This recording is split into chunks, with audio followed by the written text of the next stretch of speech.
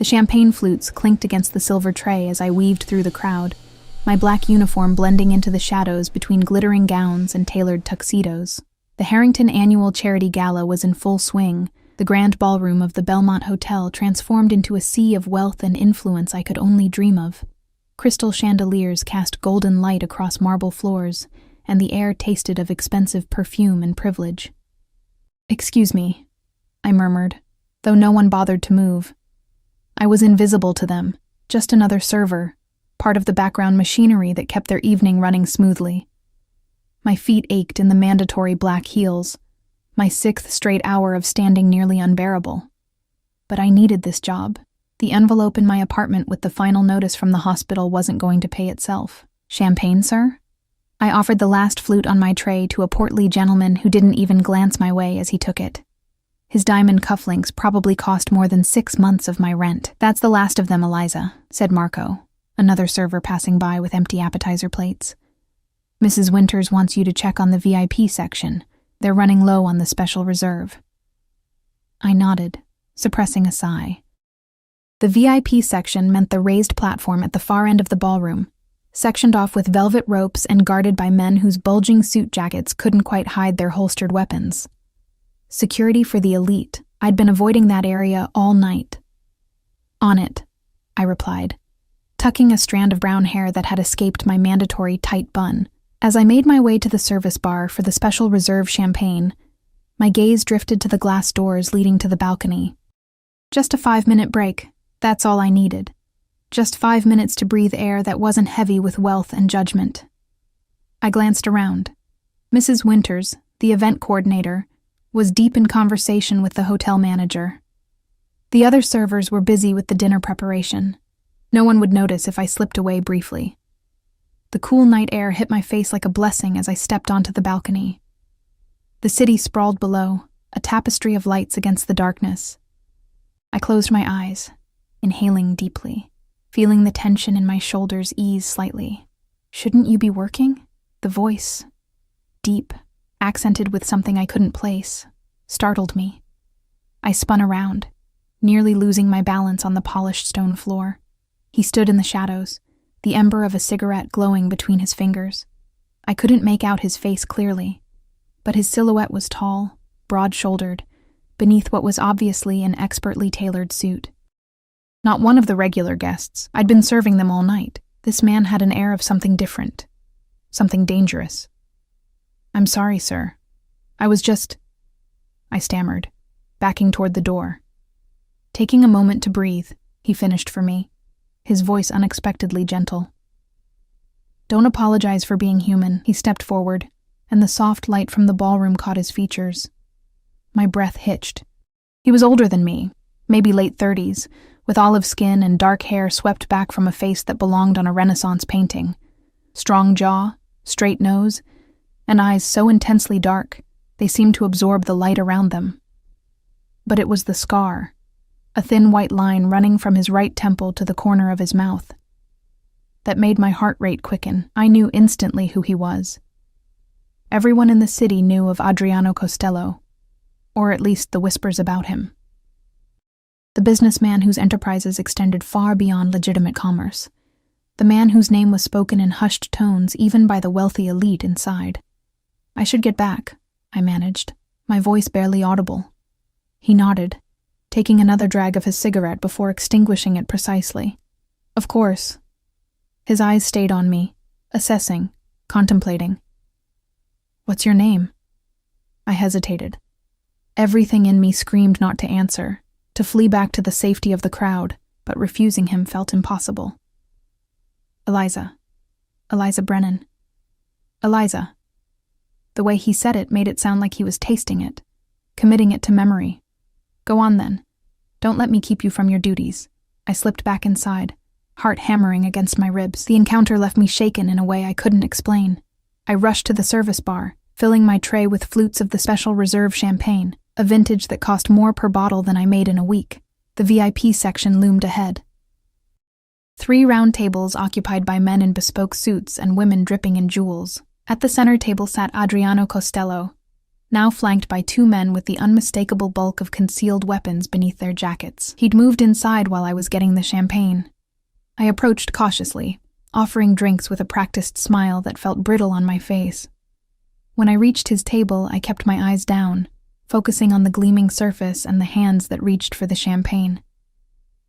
Heavy rings, manicured nails, the subtle scent of expensive cologne. Miss Brennan. My name in his mouth froze me in place. I looked up, meeting those dark eyes again. He remembered. Of course he remembered. "Sir?" I managed. "You missed a spot." He gestured to the corner of his own mouth, indicating I should check mine. Mortified, I quickly wiped at my face, feeling a smudge of lipstick come away. "Thank you," I murmured. The ghost of a smile touched his lips, there and gone in an instant. I turned to leave, desperate to escape his presence, when disaster struck. The heel of my shoe caught in the plush carpet. I stumbled, the remaining champagne flutes on my tray tilting precariously. I overcorrected, and watched in horror as one flute tipped over the edge, its golden contents spilling directly onto the lap of the woman beside Adriano Costello. "You stupid girl!" she shrieked, leaping up as the expensive champagne soaked into her crimson gown. "Do you have any idea what this dress costs?" The room seemed to freeze. Every eye turned toward the commotion.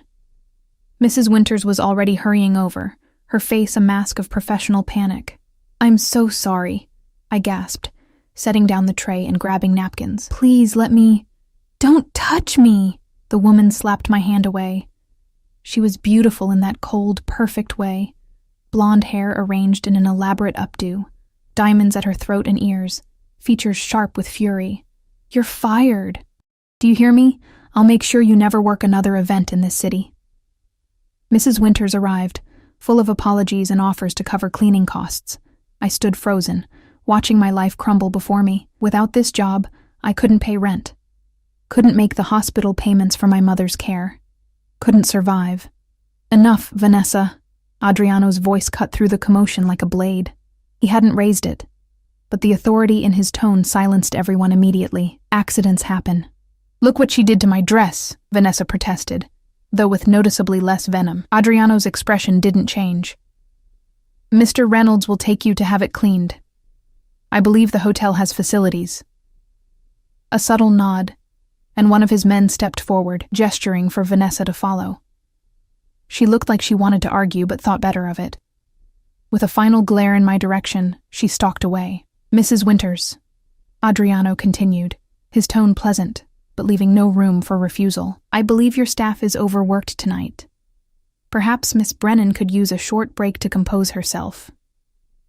Mrs. Winters blinked rapidly. "Of course, Mr. Costello. Eliza, take 15 minutes in the staff room." I couldn't believe what I was hearing. Instead of being fired on the spot, I was being given a break.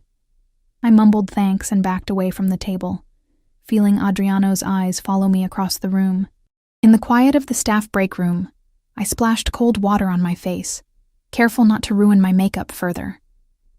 My hands wouldn't stop shaking. That woman, Vanessa, could still ensure I lost my job, and even if she didn't, the humiliation of what had happened would follow me through every future event.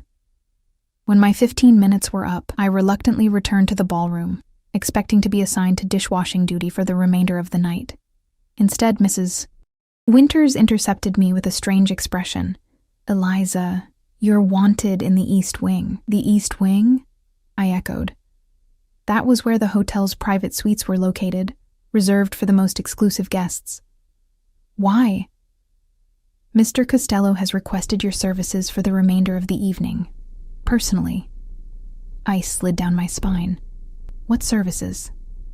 "Serving drinks to his private party," Mrs. Winters clarified, though her eyes held concern. "I told him we couldn't spare staff, but he was insistent. Said he'd pay triple your normal rate for the inconvenience." "Triple." The figure echoed in my head. That would cover next week's hospital bill with enough left over for groceries. "You don't have to go," Mrs. Winters added quietly. "I can find someone else." But we both knew that wasn't true. No one said no to Adriano Costello. Not Mrs. Winters, not the hotel, and certainly not a struggling server with mounting debts. "It's fine," I said, forcing confidence into my voice. I'll go. Mrs. Winters nodded, relief and worry battling in her expression. Suite 512. Take the service elevator. She hesitated. Eliza, be careful. The ride to the 5th floor felt eternal. Each soft ping of the passing floors marked one step closer to something I couldn't name. Fear? Yes, but mixed with something else. Curiosity. A dangerous pull toward the unknown. The hallway of the East Wing was hushed, thick carpeting muffling my footsteps. I found Suite 512 and raised my hand to knock, then paused, drawing a steadying breath. Before my knuckles could touch the wood, the door swung open. A man I recognized as one of Adriano's security details stood there, his expression impassive as he looked me over. Miss Brennan. Not a question. They were expecting me. This way. He stepped aside, allowing me to enter a suite that was larger than my entire apartment. The entryway opened to a spacious living area with floor-to-ceiling windows showcasing the glittering city. Several men in suits were scattered around, some engaged in quiet conversation, others looking up at my arrival with varying degrees of interest. And there, standing by the windows with his back to the room, was Adriano Costello. Even from behind, his presence commanded the space.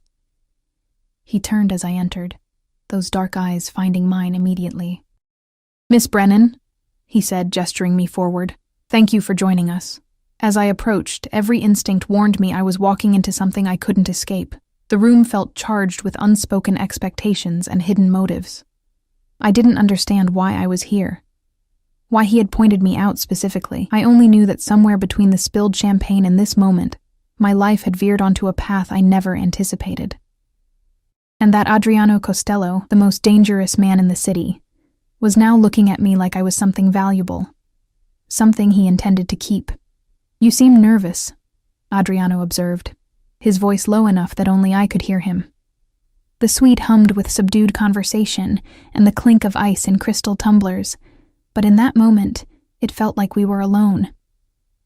I'm not sure why I'm here, I admitted, hating how small my voice sounded. A smile played at the corner of his mouth, not quite reaching those dark eyes. To serve drinks, as Mrs. Winters told you. He gestured to a private bar setup in the corner of the room. My associates prefer whiskey to champagne. Can you manage that? Relief washed through me. Just drinks. Normal server duties. I nodded, perhaps too eagerly. Of course. Good. He stepped closer, and I caught the scent of him. Expensive cologne with notes of sandalwood and something darker, more primal. And perhaps to satisfy my curiosity, before I could ask what he meant, he turned to address one of his men, effectively dismissing me. I retreated to the bar, focusing on the familiar ritual of preparing drinks to steady my nerves. The whiskey bottles arranged there cost more than my monthly rent, their amber contents gleaming in the subtle lighting. As I worked, I observed the room through quick, cautious glances. These weren't just business associates. The way they deferred to Adriano, the tense alertness in their postures, these were his subordinates, men who answered to him, who feared him. I counted 7 besides Adriano himself, plus 2 by the door who never strayed from their posts. I circulated with a tray of whiskey, offering fresh drinks and collecting empty glasses. The men largely ignored me, continuing conversations that hushed when I approached and resumed when I moved away. Business discussions, some in Italian that I couldn't understand. References to shipments, territories, arrangements with names I didn't recognize. One man, younger than the rest with sharp features and hungry eyes, tracked my movements too closely. When I served him, his fingers brushed mine deliberately. "Grazie, Bella," he murmured, his gaze traveling down my uniform in a way that made my skin crawl. I pulled away, only to bump into someone behind me. A solid chest, the subtle scent of sandalwood. Adriano. "Marco," he said quietly, one hand coming to rest lightly on my shoulder. "Miss Brennan is here to serve drinks, not to be harassed." The younger man's expression flickered between defiance and fear before settling on a tight smile. "Of course. My apologies," Adriano's hand lingered on my shoulder a moment longer than necessary before he moved away, returning to his conversation by the windows. The protective gesture confused me. Was it concern for me, or simply asserting control over something? Someone. He considered his property for the evening. The next hour passed in a blur of serving drinks and trying to make myself as unobtrusive as possible. I caught fragments of conversations. Property acquisitions in the warehouse district. Problems with someone named Donovan. Arrangements for a shipment coming in through the North Docks. Nothing that made sense to me. Nothing I wanted to understand. As the night wore on, the group thinned. Men departed with respectful nods to Adriano, until only he, Marco, and 2 security guards remained. The atmosphere shifted from business to something less defined. Marco sprawled on one of the leather sofas, tumbler in hand, while Adriano stood gazing out at the city lights. "Get us another drink, would you, Bella?" Marco called to me, his earlier reprimand apparently forgotten. I moved to the bar, aware of his eyes on me as I poured whiskey over fresh ice. When I brought it to him, he patted the sofa beside him. "Sit. Take a break. I should... sit," he repeated, his tone hardening. I perched stiffly on the edge of the sofa, as far from him as possible. The security guards kept their eyes forward, expressions blank. "So," Marco drawled, sipping his whiskey, "what's a pretty girl like you doing serving drinks? Shouldn't you be at university or something?" "I was," I said, staring at my hands folded in my lap. "Had to drop out. Let me guess. Money?" I nodded, not elaborating on the medical bills, the second mortgage on our small house, the endless cycle of working just to stay afloat while my mother's condition deteriorated. "I could help with that," Marco said, sliding closer. His breath carried the sharp bite of whiskey. "Pretty girl like you, there are better ways to make money than carrying trays all night." My stomach clenched.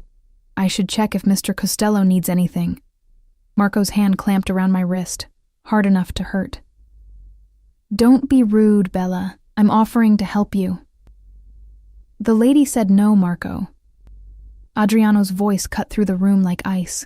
He hadn't turned from the window, hadn't raised his voice, but the command in his tone was unmistakable. Marco released my wrist immediately, sitting back with a forced laugh.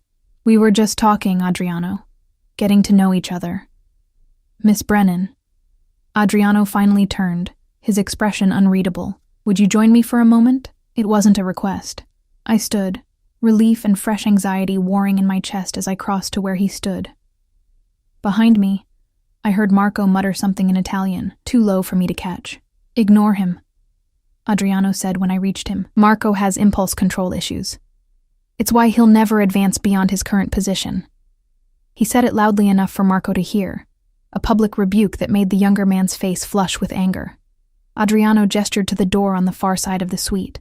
"Walk with me." I hesitated, glancing back at the room, at the exit that suddenly seemed very far away. "Just to the balcony," Adriano clarified, reading my fear. "Where the security cameras can see us, if that makes you feel safer." It didn't, not really, but refusing felt impossible. I followed him through the door into what appeared to be the master bedroom of the suite, a massive space dominated by a king-sized bed and more floor-to-ceiling windows. Adriano walked past the bed without a glance, heading straight for the glass doors that led to a private balcony. The cool night air was a relief after the stifling tension inside. The balcony overlooked the city from an even higher vantage than the main ballroom, the lights stretching to the horizon where they met the blackness of the ocean. "Beautiful, isn't it?" Adriano said, his accent thickening slightly as he gazed out at the view. "I've always loved this city, even when it tried to destroy me." I didn't know how to respond to that, so I remained silent, keeping a careful distance between us. Below, tiny figures moved along the streets, headlights traced the grid of roads, all of them unaware of being observed from above. I wondered how many businesses down there paid protection to the man standing beside me. "Why did you have to drop out of university, Eliza?" he asked, startling me with the personal question and the use of my first name. "My mother got sick," I answered, the familiar pain tightening my chest. "Cancer. The insurance. It wasn't enough." Adriano nodded, unsurprised. The American healthcare system, so civilized, so brutal. He turned to face me, studying my face with an intensity that made me want to shrink away. And your father? Gone. Left when I was 12. So it's just you caring for her. It wasn't a question, but I nodded anyway. She's in a specialized care facility now. The treatments are experimental, but they're working. She has a chance. I didn't add that the chance came with a price tag that kept me awake at night, working double shifts and still falling behind. Noble, Adriano said, and I couldn't tell if he was being sincere or mocking. Family is everything. Those who abandon it. He shook his head, disgust evident in his expression. Men like your father deserve nothing but contempt. The vehemence in his voice surprised me. For a moment, the mask slipped, revealing something raw and personal beneath the controlled exterior. Then it was gone, his features composing themselves back into neutral observation. "What were you studying?" he asked, changing the subject abruptly. "Nursing," I said, a bitter smile twisting my lips at the irony. "Dropping out of nursing school to pay for medical care. You want to help people." I shrugged.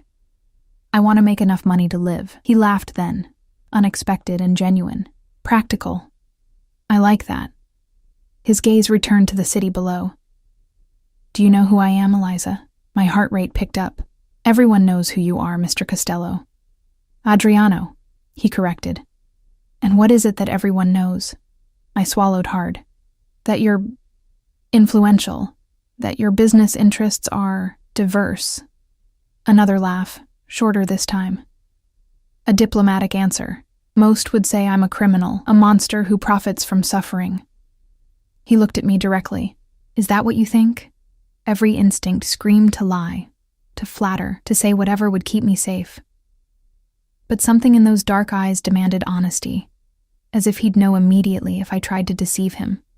"I think," I said carefully, "that good and evil aren't as simple as people want them to be, that sometimes surviving means making difficult choices." His eyes widened slightly, the first genuine surprise I'd seen from him. For a long moment, he just looked at me, the silence stretching between us like a living thing. "Why am I really here?" I finally asked, unable to bear the tension any longer. "It's not just to serve drinks." Adriano turned back to the view, his profile sharp against the night sky. "No," he agreed, "it's not." He paused, seeming to choose his words carefully. "I recognize something in you, something familiar." "What?" I asked, genuinely confused. "Hunger," he said simply. "The kind that comes from having nothing handed to you, from fighting for every scrap." He glanced at me. "I grew up with nothing, less than nothing, in a neighborhood where children disappeared and no one asked questions, where the only path out was to become the thing everyone feared." I didn't know what to say to this unexpected confession, this glimpse behind the curtain of his carefully constructed persona. "I have a proposition for you," he continued when I remained silent. My stomach dropped. I'd heard enough about Adriano Costello to know that his propositions were rarely things decent people accepted. Whatever he was about to offer, it wouldn't be as simple as serving drinks at private parties. "I'm not," I began, panic rising in my throat. "Not what you're thinking," he interrupted, a hint of amusement in his voice. "I need someone to help manage my household affairs. My previous assistant recently departed under unfortunate circumstances." The way he said unfortunate circumstances sent a chill down my spine. I didn't want to know what had happened to his previous assistant. I need someone organized, discreet, and unconnected to my other business interests. Someone who understands the value of loyalty. His eyes held mine. "The position pays $15,000 a month, plus full medical coverage that would include your mother's treatments at the best facility in the country." The figure struck me like a physical blow. $15,000 a month. More money than I'd ever seen. Enough to pay for my mother's care, to clear our debts, to perhaps even finish my degree eventually. What would I have to do? I asked, hating how tempted I already was, how easily the sum had caused me to consider something I knew was dangerous. Manage my schedule, coordinate household staff, handle personal correspondence, occasionally accompany me to social functions. He shrugged as if it were the most normal job description in the world. Nothing illegal, nothing that would compromise your principles. I didn't believe him. Couldn't believe him. There had to be a catch. Why me? You don't know anything about me. I know enough, he said cryptically. And I'm rarely wrong about people. The wind picked up, sending a chill through my thin uniform. Adriano noticed, shrugging off his jacket in one smooth motion and draping it over my shoulders before I could protest. The weight of it, the lingering warmth of his body, the scent of him surrounding me, it felt dangerously intimate. You don't have to answer now, he said, reaching into the inside pocket of the jacket still around my shoulders and producing a business card. Think about it. Call this number when you decide. I took the card automatically, the heavy cardstock embossed with just a phone number, no name. And if I say no?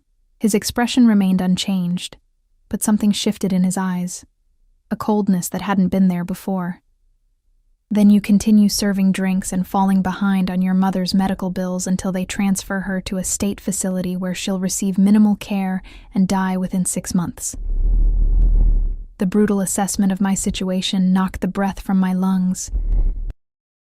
I took a step back, bumping against the balcony railing. How do you... I make it my business to know things, Eliza. He moved closer, eliminating the distance I'd created. I can be a powerful friend or a terrible enemy. The choice is yours. Words failed me. This wasn't a choice. It was coercion wrapped in the thinnest veneer of opportunity. The sound of the balcony door opening saved me from having to respond. One of the security guards stepped out, his expression apologetic. Sir, Mr. Donovan is on the line. Says it's urgent. Adriano's jaw tightened almost imperceptibly. Tell him I'll call back in 5 minutes. The guard nodded and retreated, closing the door behind him. I should get back to work, I said, seizing the interruption as an escape. I started to shrug off his jacket, but his hand on my arm stopped me. Keep it for now, he said. You can return it when you come to give me your answer. I haven't agreed to anything. Not yet. The confidence in his voice was absolute.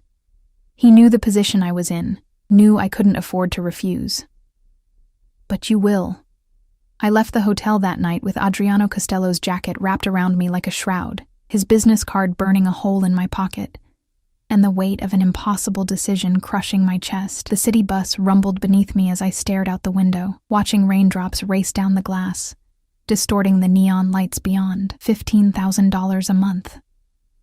The figure kept circling in my mind, tantalizing and terrifying in equal measure. With that kind of money, I could move Mom to the private facility her doctors had recommended, the one with experimental treatments showing promising results for cases like hers.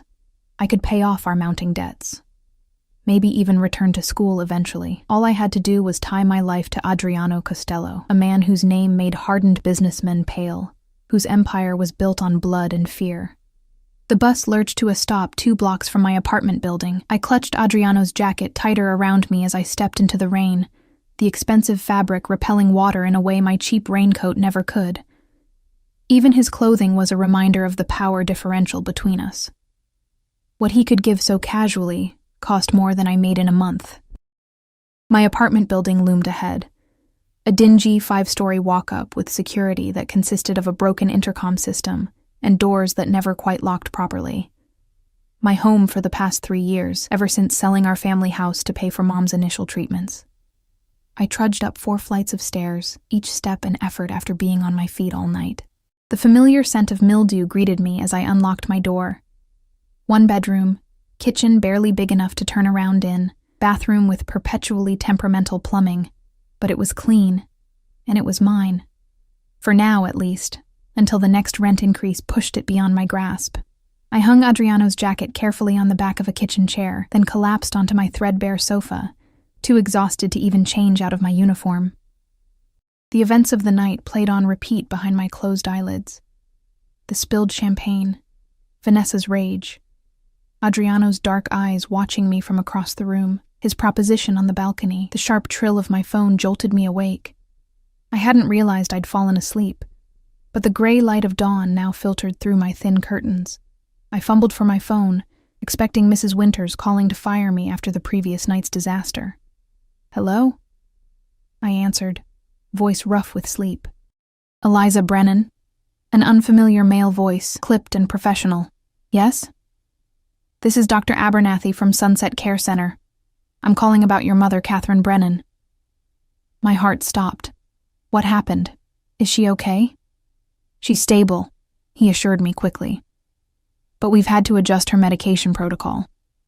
The cancer has shown some progression in her lymph nodes. I closed my eyes, willing away the tears that threatened. What does that mean? It means we need to be more aggressive with treatment. I'd like to start her on a new immunotherapy regimen, but he hesitated. It's not covered by your current insurance plan. Of course it wasn't. Nothing that might actually help ever was. How much? I asked, the words scraping my throat. The initial treatment cycle would be approximately $27,000. With follow-up care, you're looking at around $40,000 for the first 3 months. The room tilted around me. $40,000. It might as well have been $40 million. Miss Brennan, are you still there? Yes, I whispered. I'll figure something out. Can we discuss this in person? I'd like to visit Mom today. Of course. I'll be on rounds this afternoon. Come by around 3. After hanging up, I sat motionless, staring at the jacket draped over my kitchen chair. Adriano Costello's business card was still in the pocket. One phone call, and my financial problems would disappear. One phone call, and I'd be tying my life to a man who terrified me. What choice did I really have? I showered, dressed in my one decent outfit, black slacks and a navy blouse I'd found at a thrift store, and headed to the care facility. The rain had stopped, but the sky remained a threatening steel gray, heavy with the promise of more to come. Sunset Care Center was nicer than the state hospitals, but far from the luxury facilities advertised in glossy brochures. The halls smelled of antiseptic and cafeteria food, and the nurses, though kind, were clearly overworked. I signed in at the front desk, pinning the visitor badge to my blouse before making the familiar journey to room 214. Mom was sitting up in bed when I arrived, her once vibrant red hair now thin and dull against the stark white pillow. The disease had whittled her down, stealing flesh from her bones and color from her cheeks, but her eyes, the same deep green as mine, lit up when she saw me. "There's my girl," she said, holding out arms that seemed too fragile to even lift. I hugged her gently, breathing in the familiar scent of her lavender lotion, pretending I didn't notice how much more pronounced her bones felt through the thin hospital gown. "How are you feeling today?" I asked, settling into the chair beside her bed. "Oh, you know me, stubborn as ever." She smiled, but I could see the pain she was hiding, the effort it took just to keep her expression bright for my sake. "How was the fancy party last night? Did you serve champagne to any celebrities?" I forced a laugh, pushing aside memories of Adriano's dark eyes. "No celebrities, just a bunch of rich people pretending to care about charity." We chatted about nothing important. The nurse she liked, the terrible hospital food, a book she was reading. I didn't tell her about Dr. Abernathy's call, about the $40,000 we didn't have, about the impossible choice I was facing. Her burden was heavy enough without adding my problems. Dr. Abernathy found us there an hour later, Mom laughing at some story I'd made up about a guest's ridiculous hat at the gala. He was younger than I expected, with kind eyes behind wire-rimmed glasses and a gentle manner that immediately put Mom at ease. "Mrs. Brennan, how are you feeling today?" he asked, checking the monitors beside her bed. "Ready to run a marathon," Mom quipped, making him smile. "Let's aim for a walk down the hall first, shall we?" He made notes on her chart, then glanced at me. "Miss Brennan, could we speak privately for a moment?" I squeezed Mom's hand and followed Dr. Abernathy into the hallway, steeling myself for whatever he was about to say. "Your mother's cancer is aggressive," he said without preamble once we were out of earshot. "The standard treatments aren't working as well as we'd hoped." I wrapped my arms around myself, suddenly cold despite the hospital's stuffy air. "But the new treatment you mentioned, the immunotherapy, it could help. It's shown remarkable success in cases similar to your mother's, 70% response rate in patients with her genetic markers." He hesitated. "But without insurance coverage, I'll find the money," I said with more conviction than I felt. Dr. Abernathy's expression softened. "There are some patient assistance programs we could try, but they're oversubscribed and the waiting lists are long, and frankly, your mother doesn't have that kind of time. The world narrowed to a pinpoint, the hospital sounds fading around me. How long? I managed to ask. Without more aggressive intervention? 3 months, maybe 4. He placed a gentle hand on my shoulder. I'm sorry, Miss Brennan. I wish I had better options to offer you. 3 months. The time frame echoed in my head like a death knell.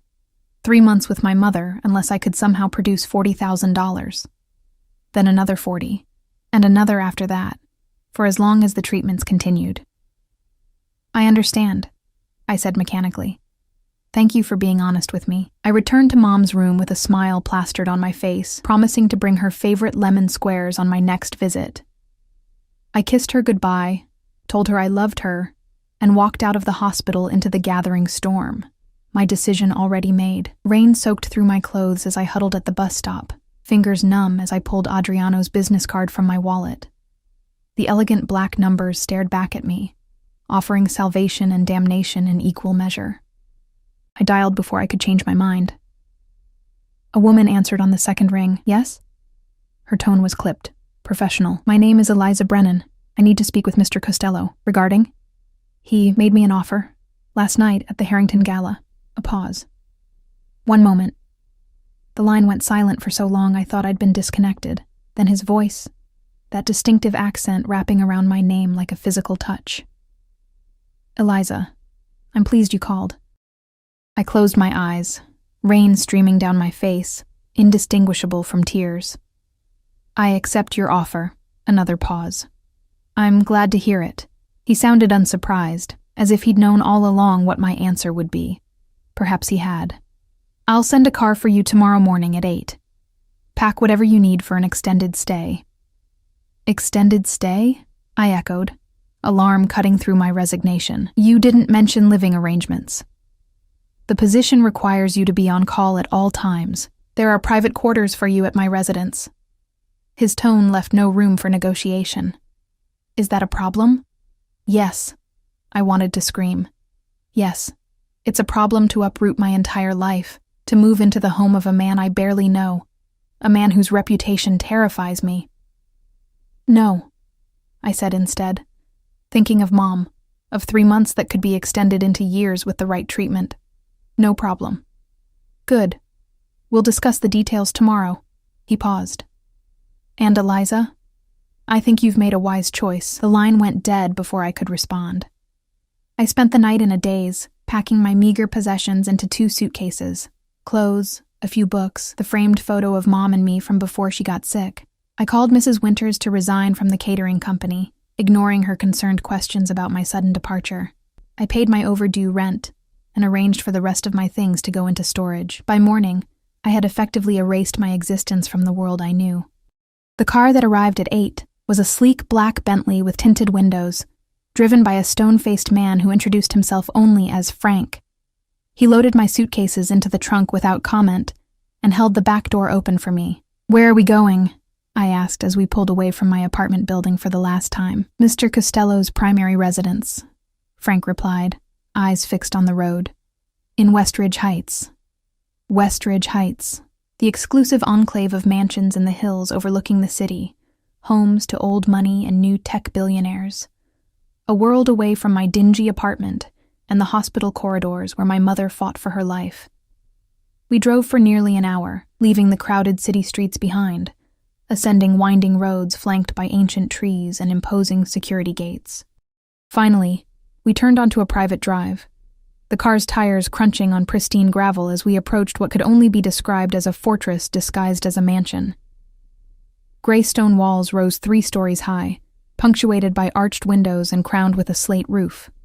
The grounds stretched in all directions, immaculately landscaped gardens giving way to dense woods that offered natural privacy beyond the man-made security. Cameras mounted discreetly at strategic points, guards patrolling the perimeter, a gate that required both keycard and biometric authentication to enter.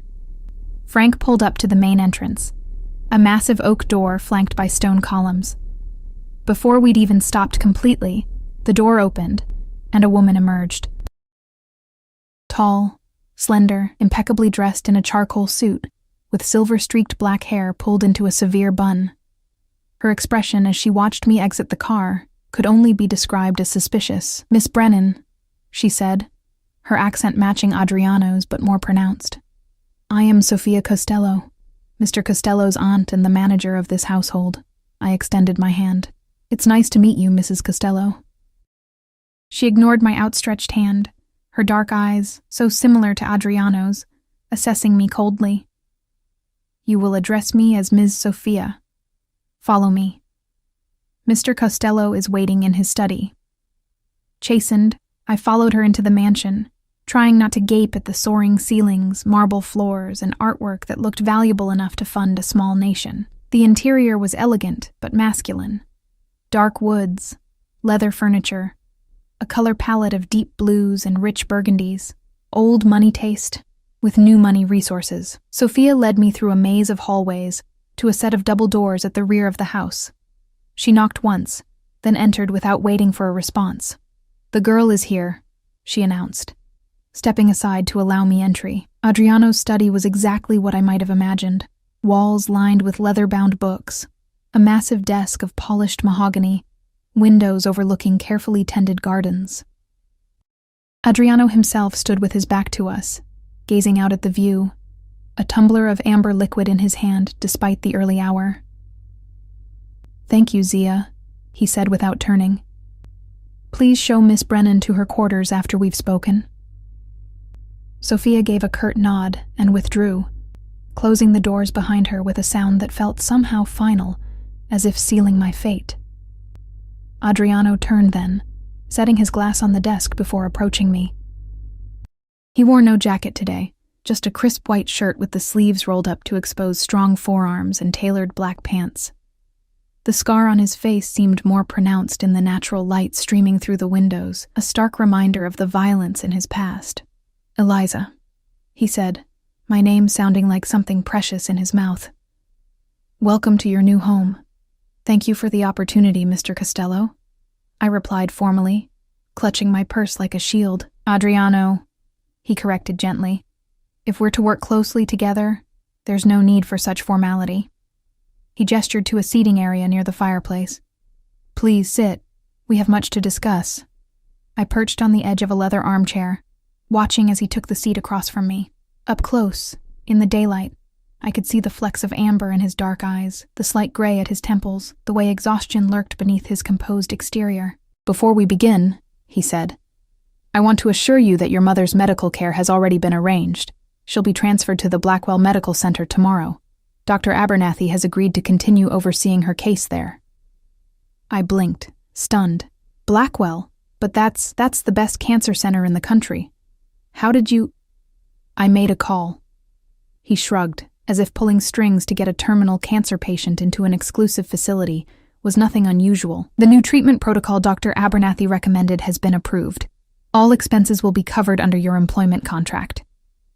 Relief crashed through me so intensely, I had to press my hands against my knees to stop them from shaking. Mom would get the best care available. She had a chance now, a real chance. "Thank you," I whispered, the words wholly inadequate for what he'd done. Adriano waved away my gratitude. "It's a business arrangement, Eliza. You provide a service, I provide compensation." His expression softened slightly. "Though I'm pleased it gives you peace of mind." The reminder of our arrangement sobered me quickly. "What exactly will my duties entail?" "As I mentioned, you'll manage my household affairs and personal schedule." He leaned back in his chair, fingers steepled. "Sophia has handled these matters for years, but she's returning to Italy next month. You'll work alongside her until then to learn the routines." "She doesn't seem to like me very much," I observed before I could stop myself. A smile tugged at the corner of Adriano's mouth. "Sophia doesn't like anyone very much, especially women in my household." The way he said it, "women in my household," sent a chill down my spine. What exactly did he expect from me? As if reading my mind, he added, "Your position is strictly professional, Eliza. Whatever rumors you might have heard about my personal life, I don't mix business with pleasure." Heat rushed to my face.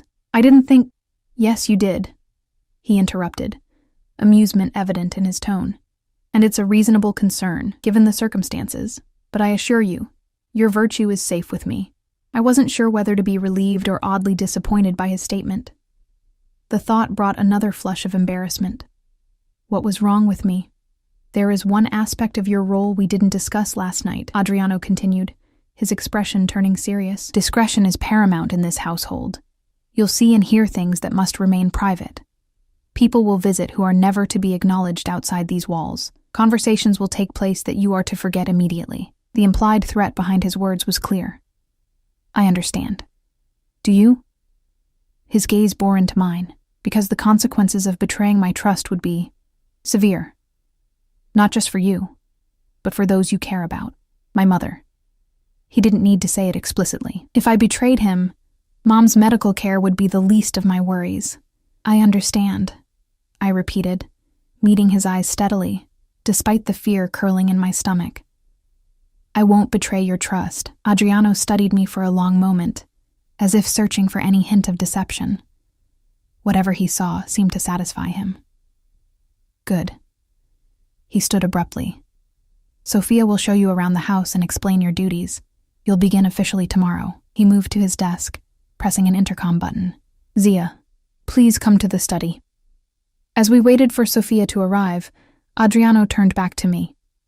One more thing, Eliza. There's a charity event this Saturday at the Blackwell Center. You'll accompany me. As your assistant? I asked. Something flickered in his eyes. As my guest. The distinction is important in public. Before I could question what he meant, the study doors opened and Sophia entered, her expression no warmer than before. Show Miss Brennan to her quarters, Adriano instructed. And help her understand what will be expected of her. Sophia nodded curtly. This way, Miss Brennan. I rose to follow her, but Adriano's voice stopped me at the door. Eliza. I turned back to find him watching me with an intensity that made my heart skip. Welcome to the family. My quarters, as Sophia called them, were more luxurious than any place I'd ever lived. Located in the east wing of the mansion, they consisted of a spacious bedroom with an adjoining sitting room and a private bathroom that featured both a walk-in shower and a deep soaking tub. The furnishings were elegant but comfortable. A king-sized bed with a plush duvet, a reading nook by the window overlooking the gardens, bookshelves stocked with classics and contemporary fiction. This is excessive for staff accommodations, I said as Sophia showed me around. Her lips thinned. Mr. Costello insisted.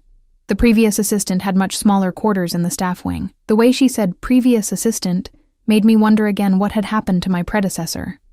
I wanted to ask, but sensed Sophia wouldn't give me a straight answer.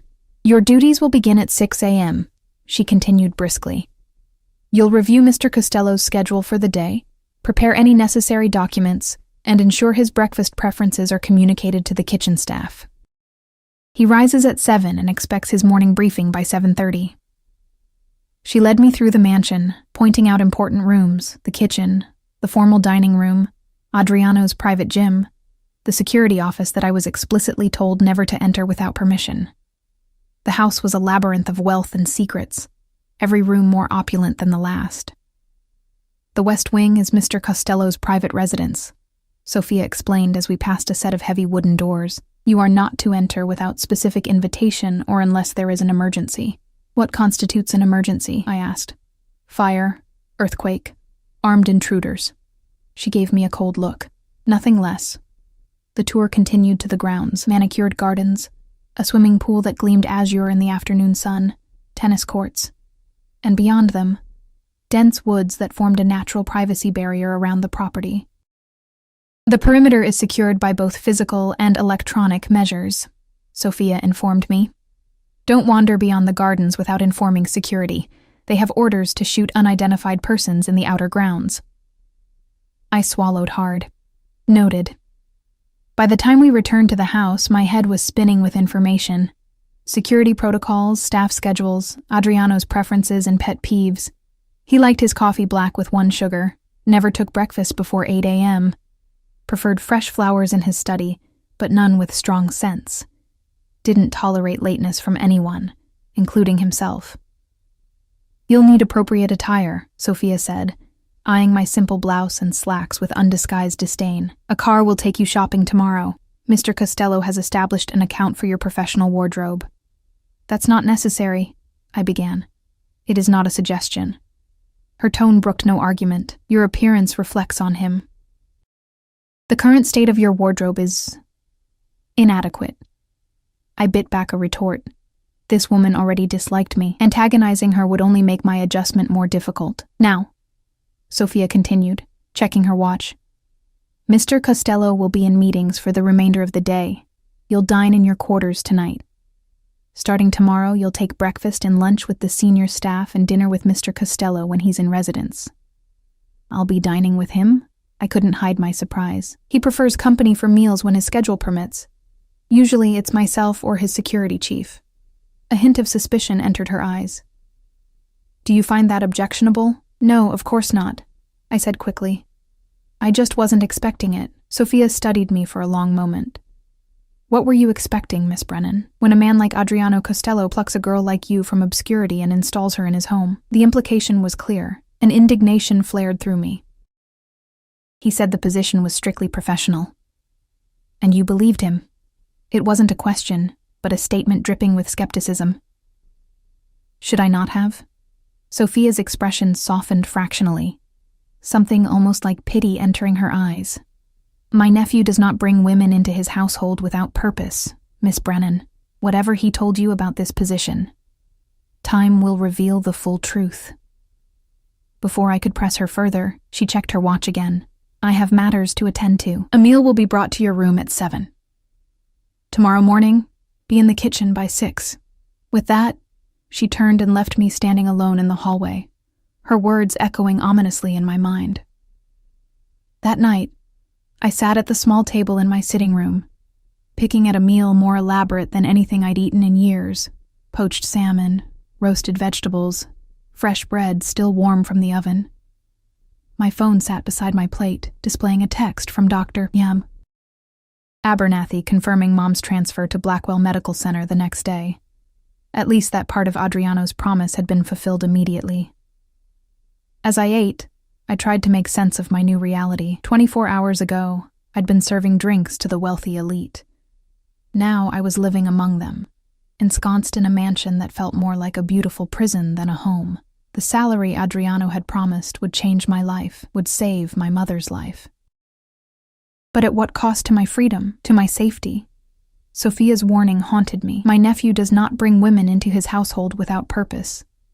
What purpose did I truly serve? Was I really just an assistant, or was I something else? A possession, a plaything, a pawn in some game I didn't understand? The next few days passed in a blur of new routines and information overload. True to Sophia's word, a car took me shopping, where an imperious personal stylist helped me select a wardrobe of designer business attire, tailored suits, silk blouses, dresses appropriate for both office work and formal events. The total cost would have paid my rent for a year, but the purchases were made with a black credit card that bore Adriano's name. No price tags discussed. I learned my duties quickly, managing Adriano's calendar, screening calls, preparing documents, coordinating with household staff. The work itself wasn't difficult, just detail-oriented and exacting. Adriano was demanding but not unreasonable, expecting perfection, but acknowledging good work with brief nods of approval that for some reason I couldn't explain, I found myself craving. I saw him daily, usually in his study or at dinner, where we engaged in surprisingly normal conversation about books, music, current events. He never mentioned his business in my presence, never took calls that might reveal the darker aspects of his empire. It was as if he maintained two separate identities, the ruthless mafia boss the world whispered about, and the cultured, intelligent man who discussed Italian poetry with me over glasses of wine. The dichotomy was disorienting.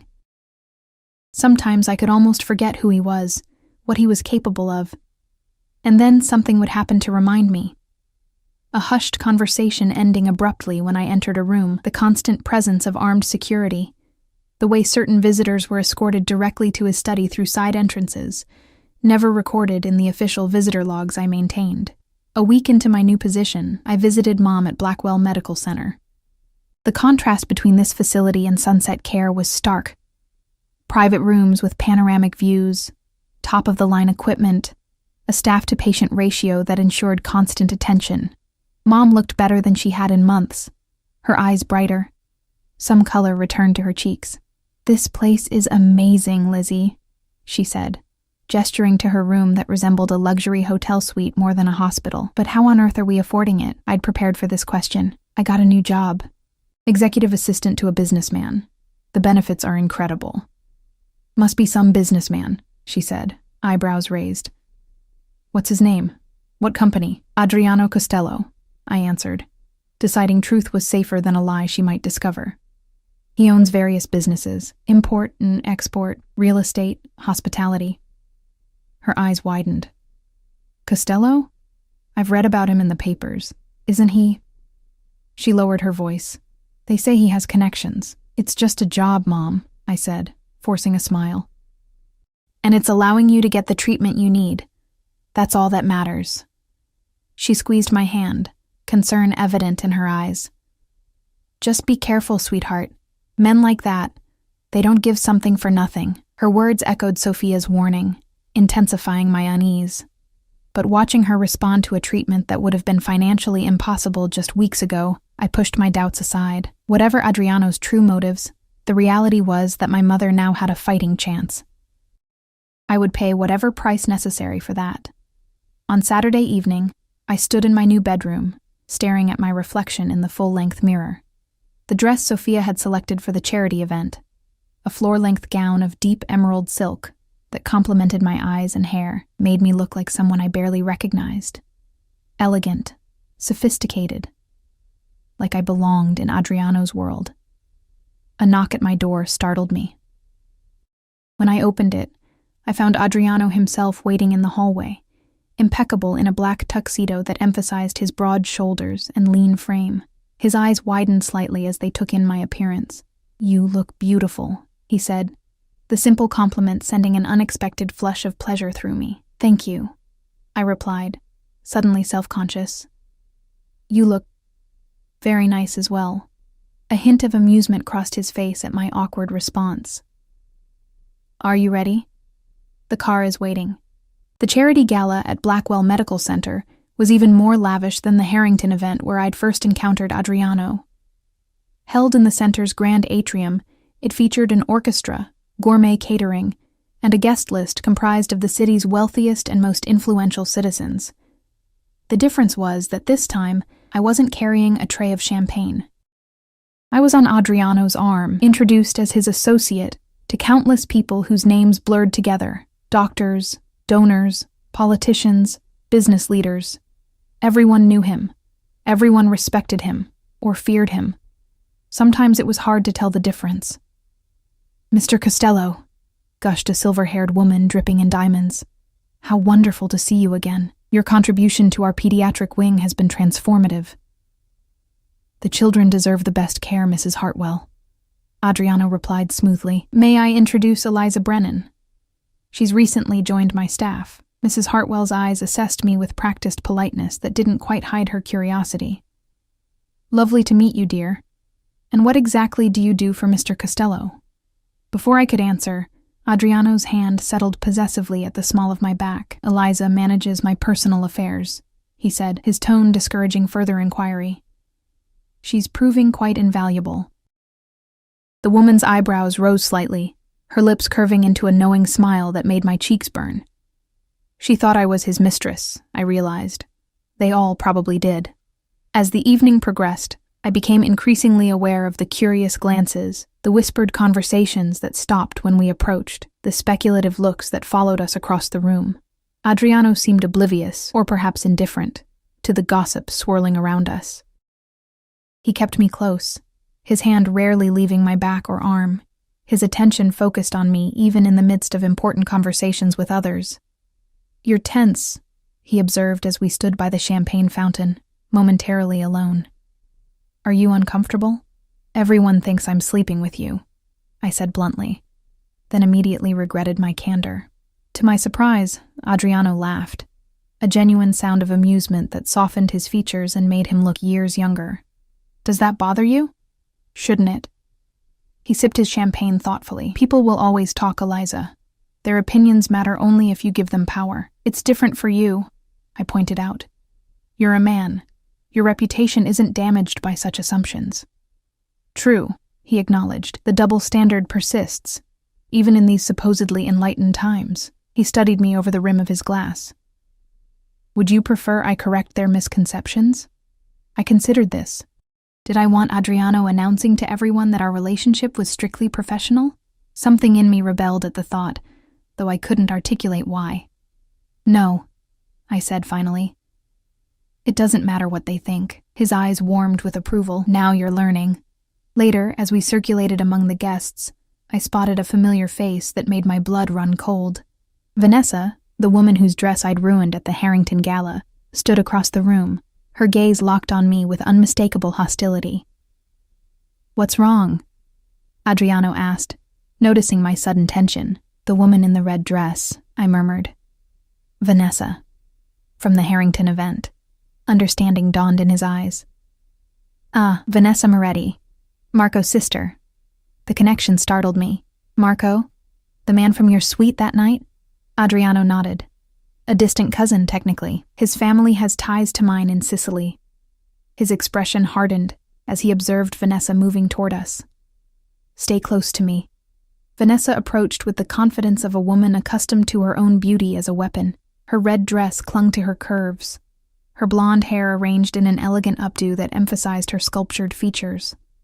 Adriano, she purred, air-kissing his cheek. What a pleasant surprise. Her gaze slid to me, ice-cold and assessing. And your server. How quaint. Eliza is my personal assistant now, Adriano replied, his tone pleasant, but with an underlying steel that made Vanessa's smile falter slightly. How fortunate for her. Vanessa's voice dripped with insinuation. Moving up in the world so quickly. One has to wonder what special skills she possesses. My cheeks burned with humiliation. But before I could respond, Adriano's arm slipped around my waist, drawing me closer to his side. Careful, Vanessa, he said softly. Your jealousy is showing. Her perfectly composed expression cracked momentarily, raw anger flashing in her eyes. Jealous? Of her? Don't be ridiculous, Adriano. Then I suggest you show Miss Brennan the respect she deserves as a valued member of my household. The threat in his voice was subtle, but unmistakable. Unless you'd prefer your brother lost his position as well? Vanessa paled slightly. Of course. My apologies if I've offended. The words were stiff, forced through clenched teeth. I'm sure she's quite competent. She is, Adriano agreed. Now, if you'll excuse us, we have others to greet. He guided me away, his hand warm against my back. I apologize for Vanessa, he said once we were out of earshot. She's been trying to secure a position in my household for years. A position?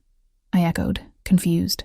Or a position in your bed. The blunt question surprised a laugh out of him. Perhaps both. Her family has traditional views about strengthening alliances through marriage. The idea of Adriano married to someone like Vanessa, cold, calculating, cruel, disturbed me more than it should have. And what are your views? His eyes met mine, something unreadable in their dark depths. Marriage, in my world, is rarely about love, Eliza. It's about power, alliance, continuation of the family line. He paused, but I've never been one to follow tradition blindly. Before I could press him further, a commotion near the entrance caught our attention. Security personnel were converging on a man who appeared to be arguing with the event staff. Though they were trying to be discreet, the disturbance was drawing curious glances. Adriano's expression darkened. Wait here, he instructed, already moving toward the situation. I watched as he approached the security team, spoke briefly to them, then guided the agitated man to a quieter corner. Their conversation appeared intense, with the stranger gesticulating wildly, while Adriano maintained his customary calm. After a few minutes, Adriano signaled to one of his own security personnel, who escorted the man out through a side exit. When Adriano returned to me, his face was carefully neutral, but I could sense the tension beneath the surface. Is everything all right? I asked. A minor business matter, he replied dismissively. Nothing for you to concern yourself with. But later that night, as our car pulled away from the medical center, I noticed Adriano checking his phone repeatedly. his jaw clenched tight. "Something's wrong," I said. Not a question, but a statement. "That man at the gala. It wasn't a minor matter, was it?" Adriano glanced at me, seeming to weigh his response. "You're observant," he said finally. "A valuable quality in an assistant, though sometimes inconvenient for your employer. If I'm to help manage your affairs, I should be informed when something's wrong," I pointed out. A ghost of a smile touched his lips. "Using logic against me? Brave." He sighed, tucking his phone away. "You're right. But some matters are better kept separate from your official duties, for your own protection." "Protection from what?" I pressed. His expression turned serious. "There are aspects of my business that operate in gray areas, Eliza. Legal technicalities, competitors with fewer scruples than myself, authorities with varying degrees of cooperation or hostility." He held my gaze. "The less you know about these matters, the safer you are." The tacit admission of his illegal activities hung between us. For the first time, he'd acknowledged the darker side of his empire directly to me. "Is that why your previous assistant left?" I asked quietly. "Because they knew too much?" Something cold and dangerous flickered in his eyes. "My previous assistant made a serious error in judgment. He betrayed my trust in a way that couldn't be overlooked." A chill ran through me. "What happened to him?" "He's no longer in this city," Adriano replied, his tone making it clear that was all the information I would receive. "And if you're wise, you won't inquire further." The rest of the drive passed in tense silence. When we arrived back at the mansion, Adriano escorted me to my quarters as usual, pausing at my door. "I don't mean to frighten you, Eliza," he said, his voice gentler than before, "but I need you to understand the reality of your position. Discretion isn't just a professional courtesy in my household, it's a matter of survival." "I understand," I said. And I did. More than I wanted to. He studied my face for a long moment. "Do you regret your decision to accept my offer?" I thought of Mom in her private room at Blackwell, receiving treatment that was already showing positive results. I thought of the financial security I now had, the freedom from the constant grinding anxiety of poverty. "No," I answered honestly. "I don't regret it." Something like relief crossed his features. "Good. Because despite what Sophia or others might imply, I didn't bring you into my home on a whim or for unsavory purposes." He hesitated, uncharacteristically uncertain. "I recognized something in you, Eliza. A strength beneath the vulnerability. A loyalty that can't be bought but, once earned, is unbreakable." His words stirred something warm in my chest, dangerous in its intensity. "How could you possibly know that about me from one brief encounter?" "Because I've spent my life reading people," he said simply. "My survival has depended on it." His hand rose, hesitating briefly before brushing a strand of hair from my face with unexpected gentleness. "And because I see myself in you. The person I might have been, under different circumstances." The touch sent electricity cascading through me. I stood frozen, caught between the urge to step away and the even more disturbing desire to lean into his hand. Adriano seemed to catch himself, dropping his hand and taking a deliberate step back. "Good night, Eliza," he said, his voice carefully controlled. "Thank you for your company this evening." "Good night," I whispered as he turned to leave. Alone in my room, I stood motionless, my fingertips touching the spot on my cheek where his hand had been. Something was shifting between us. Something neither of us had anticipated. The professional boundaries I'd clung to were blurring, complicated by an attraction I couldn't deny and shouldn't encourage. I thought of all the warnings, from Sophia, from Mom, from Adriano himself, the dangers of his world, the consequences of missteps. Yet despite everything, despite knowing exactly who and what he was, I found myself drawn to him like a moth to flame, irresistibly pulled toward a light that could either illuminate or destroy me. In the weeks that followed, I settled fully into my role in Adriano's household. Sophia departed for Italy after a thorough handover that included both professional instruction and a final cryptic warning. He will offer you everything, and it will seem like a choice. Remember that with men like my nephew, there are no real choices for women like us, only the illusions of them. Her words haunted me, especially as my relationship with Adriano evolved.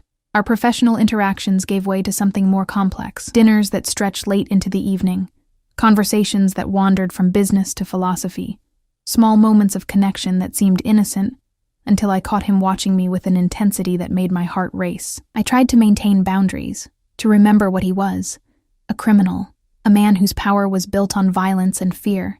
But it became increasingly difficult to reconcile the monster from the rumors with the man who discussed classic literature with genuine passion, who visited my mother at Blackwell weekly without my knowledge until she mentioned it, who respected my opinions and valued my insights in ways no one ever had before. 3 months into my employment, everything changed. I was in Adriano's study late one evening, reviewing his schedule for an upcoming trip to Chicago, when the doors burst open. Marco strode in, his face flushed with anger or exertion, paying me no attention as he addressed Adriano in rapid Italian. I caught only fragments. Problema, polizia, Donovan, but Adriano's expression darkened with each word. He responded sharply, then glanced at me, switching to English. Eliza, you should retire for the evening. We have business to discuss. I gathered my tablet and papers, heading for the door, but Marco's next words stopped me cold. She shouldn't be here anyway, he said, glaring in my direction. You know what happened with the last one who knew too much. Enough, Marco, Adriano snapped. Miss Brennan has my complete trust. Marco scoffed. Like Antonio did, before he started talking to the feds? The name hit me like a physical blow. Antonio, my predecessor, the assistant who had departed under unfortunate circumstances, who had apparently been an informant for the FBI. Adriano's eyes met mine across the room, seeing the realization dawn. Eliza. I should go, I said quickly, needing to escape, to process what I'd just learned. I fled to my quarters, heart pounding. Antonio had betrayed Adriano to the authorities and then, what? Disappeared? Been eliminated? The implications were terrifying. If Adriano discovered even a hint of disloyalty from me, would I meet the same fate? A soft knock on my door an hour later interrupted my panicked thoughts. I knew who it was before I opened it. Adriano stood in the hallway, his expression grave. May I come in? I stepped aside silently, allowing him to enter. He moved to the center of the room, hands clasped behind his back, unusually hesitant. You heard something tonight that disturbed you, he said finally. Antonio, I said, he was informing on you to the FBI. Adriano nodded once. Yes. And what happened to him? I forced myself to ask, needing to hear it directly. He's alive, Adriano said, surprising me. Living under a new identity in Arizona, last I heard. Relief flooded me, immediately followed by confusion. You let him go? After he betrayed you? I'm not the monster the papers make me out to be, Eliza. He moved to the window, gazing out at the darkened grounds. Antonio was young, afraid. The FBI threatened his family. I understood his choice, even if I couldn't allow him to remain in my organization. I studied his profile, trying to reconcile this mercy with the ruthless reputation that preceded him. Why are you telling me this? He turned to face me. Because I want you to understand who I really am, not who others claim I am. Yes, I operate outside the law at times. Yes, I've done things I'm not proud of. But I have lines I don't cross, principles I don't compromise. Like not killing informants? I asked, unable to keep the edge from my voice. Like not hurting those who act out of love for their family, he corrected. Antonio betrayed me to protect his parents. I respect family loyalty above all else. His eyes held mine. It's why I understood your choice to accept my offer, why I admire your dedication to your mother. The sincerity in his voice disarmed me. For the first time, I allowed myself to consider that perhaps the man standing before me was more complex, more human, than his reputation suggested. Why did you really hire me, Adriano? I asked quietly. The truth. He hesitated, seeming to wrestle with his answer. I told you before. I recognized something in you, a reflection. He moved closer, close enough that I could smell his cologne, feel the warmth radiating from him, but there's more. From the moment I saw you on that balcony, trying to steal a moment's peace in a world determined to grind you down, I felt something I haven't felt in years. A connection. A possibility. My heart thundered in my chest. A possibility of what? Of not being alone, he said simply. Of being understood. Of finding someone who sees me. The real me. Not the myth or the monster. And doesn't turn away.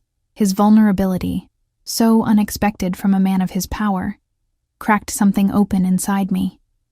All the emotions I'd been suppressing, the attraction, the growing affection, the dangerous pull toward him, flooded through the breach.